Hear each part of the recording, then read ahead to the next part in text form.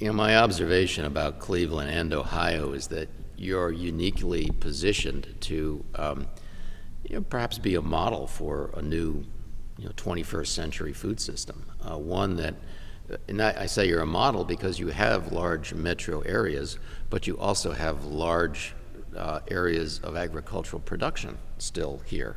You haven't lost that. So you could say, all right, what would it look like in Ohio to produce more of our food for local consumption? What would that number be? What would that mean in terms of acres and production and types of how much acreage we allocate to certain crops and livestock and so forth? If you were to sort of imagine or envision a self-reliant state in terms of food production, and that you were eating a larger percentage of food that was grown here, produced here, I think that would be, that kind of exercise could help perhaps change policies that would actually promote a much more localized food system. I do think that, again, I think it's that interesting balance of large metro areas, that are very diverse, very cosmopolitan, along with that, still a strong tradition of agriculture that is, puts you in a place where you could create a model of self-reliance that could really sort of influence the rest of the nation.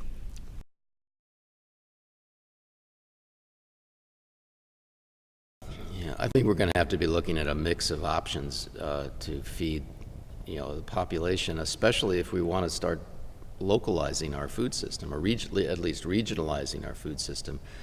I'm concerned that farmers markets and CSAs are going to max out pretty soon.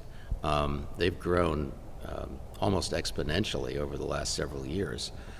But I think, again, we're running out of farmers, and it's going to become difficult to keep increasing the number of farmers markets to the point where they're really going to make a substantial impact on the total availability of food.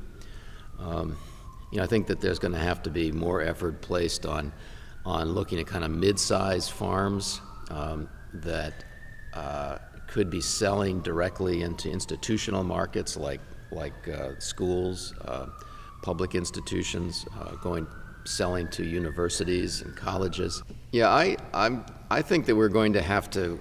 I think we're going to have to really. Put it bluntly. We're going to take agriculture where we have 5,000 acres of corn, and we're going to have to start diversifying that into fruits and vegetables. We're going to have to start looking at how we have a more of a grass-based livestock production.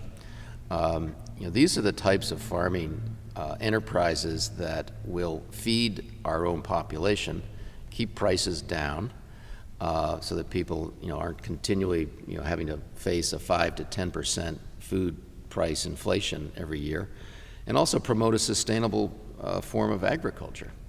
Right now the agricultural practices that we're using across the nation in terms of larger scale are not sustainable. We're destroying the soil. Where pollution is getting into the water, into our waterways. We're using up aquifers and other ground-based water sources, and if we continue with that kind of sort of factory-scale industrial model of food production, we're going to run out of food, because we're going to run out of our ability to produce food, because the natural resource base that we have can no longer support that kind of industrial agriculture. So again, we have to begin to make these changes fairly soon if we're going to be able to produce food in a way that's good for human consumption and is good for the planet at the same time.